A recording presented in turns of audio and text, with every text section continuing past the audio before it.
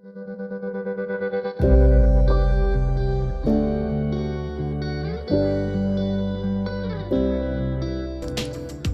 Friends, আহক আজি আমি চাওঁ অনলাইনত আনা ফ্ৰিজ কেনেকুৱা আহিল।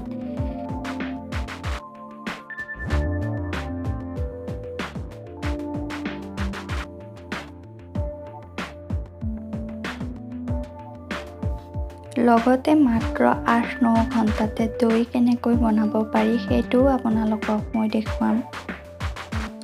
মই এই ফ্ৰিজটো যোৱা জানুৱাৰী মাহত কিনিছিলোঁ।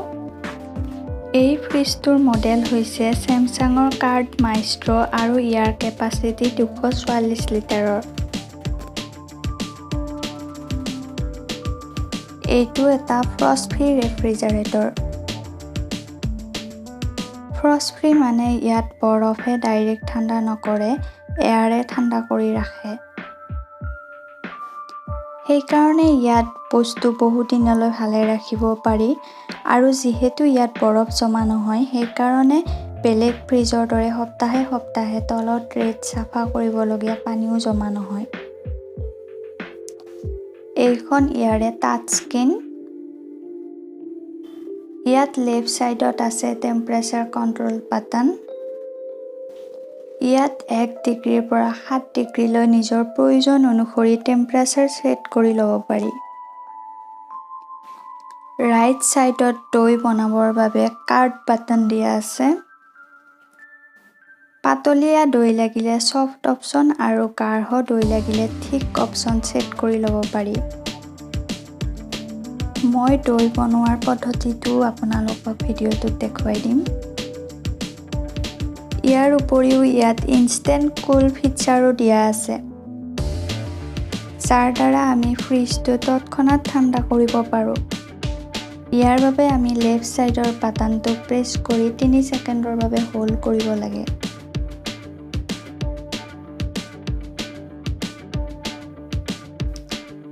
এইটো এটা 3 ষ্টাৰ পাৱাৰ ছেভিং ৰেফ্ৰিজাৰেটৰ।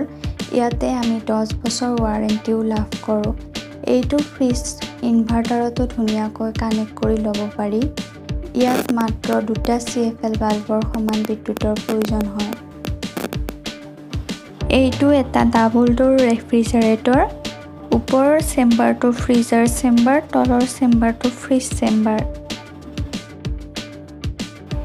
এইটো ওপৰৰ চেম্বাৰ।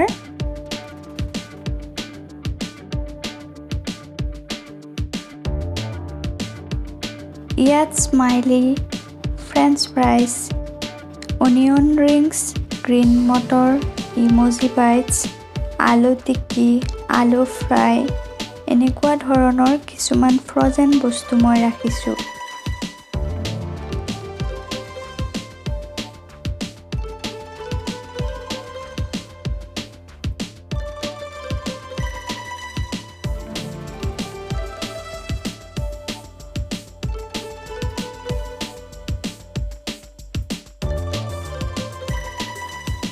এইটো এটা মুভেবল আইচ মেকাৰ। ইয়াতে মই অলৰেডি পানী দি থৈ দিছিলোঁ। বৰফখিনি জমা হোৱাৰ পিছত এনেকৈ ঘূৰাই দিলে আইচ কিউববোৰ তলৰ ট্ৰেখনত পৰি যায়।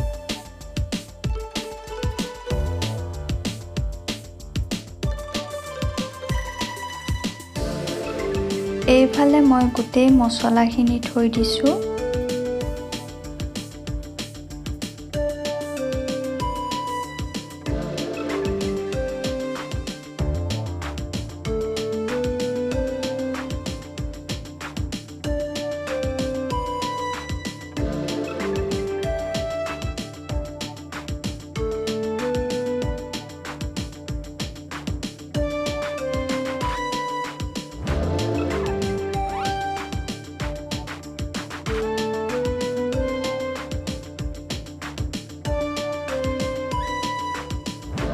তলৰ চেম্বাৰটোত মই এয়াৰটাইট কণ্টেইনাৰত এয়া চিকেন ৰাখিছোঁ।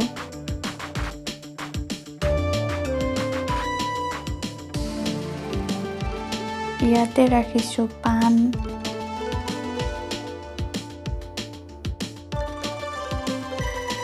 আৰু এনেকৈ মই ইয়াত ৰাখিছোঁ পুদিনা। পুদিনাখিনিৰ ওপৰত আৰু তলত মই এনেকৈ টিশ্যু পেপাৰ দি থৈ দিছোঁ।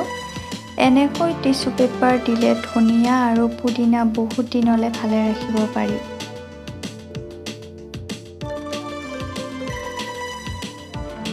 এইফালে মই মিঠাই, ব্ৰেড আদি ৰাখিছোঁ।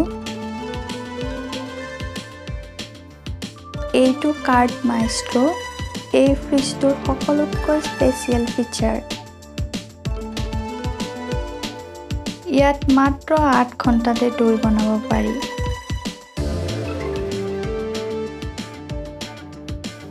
ইয়াতে কিছুমান ফ্ৰুইট কাটি থোৱা আছে। ইফালে আছে কৰ্ণফ্ল'ৰ, তলত কিছুমান ফুড কালাৰ, পিনাট বাটাৰ, এয়া cheese, butter, Amul milk, Amul cream আদি মই ৰাখিছোঁ। একেবাৰে তলত এয়া এটা বিগ বক্স দিয়া আছে। ইয়াত মই কিছুমান পাচলি এনেকৈ এয়াৰটাইট বেগত ৰাখিছোঁ।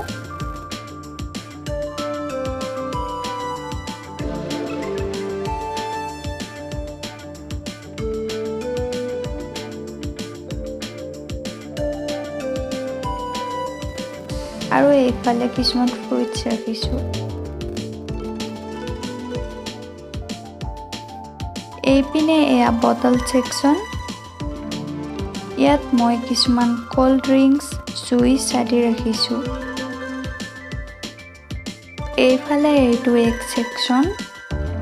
একেবাৰে তলত মই কিছুমান চচ ৰাখিছোঁ।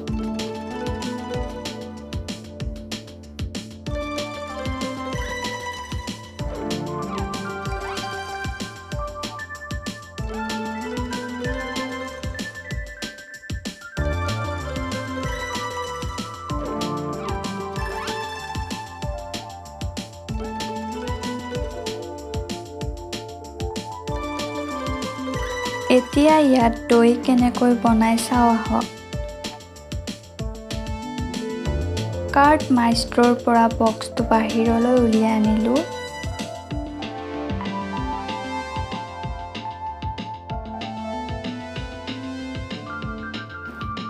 এই বক্সটোৰ কেপাচিটি 1 লিটাৰ।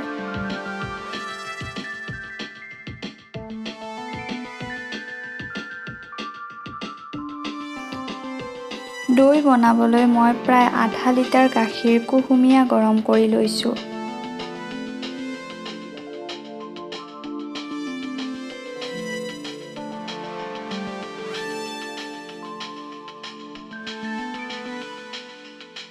এতিয়া মই এচামুচ আগৰ দৈ ইয়াত মিহলাই দিছোঁ।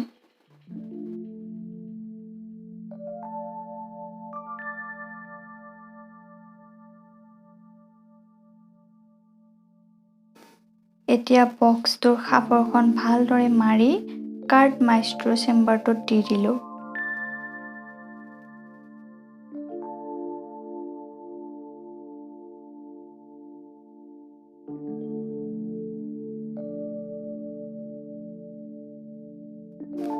এতিয়া স্ক্ৰীনত কাৰ্ড অপশ্যনটো প্ৰেছ কৰি এয়া মই ঠিক অপশ্যন ছেট কৰি দিছোঁ।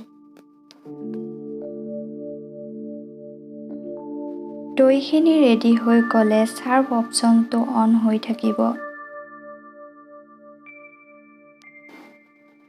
গাখীৰখিনি মই ৰাতি দি থৈ দিছিলোঁ, এয়া ৰাতিপুৱালৈ দৈখিনি ৰেডি হৈ গৈছে।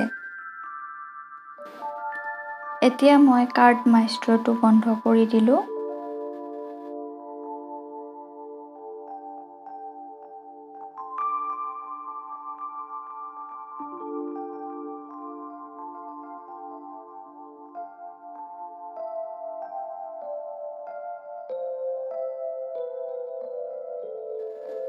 এয়া দেখিছেনে দৈখিনি ইমান ধুনীয়াকৈ তৈয়াৰ হৈ গৈছে।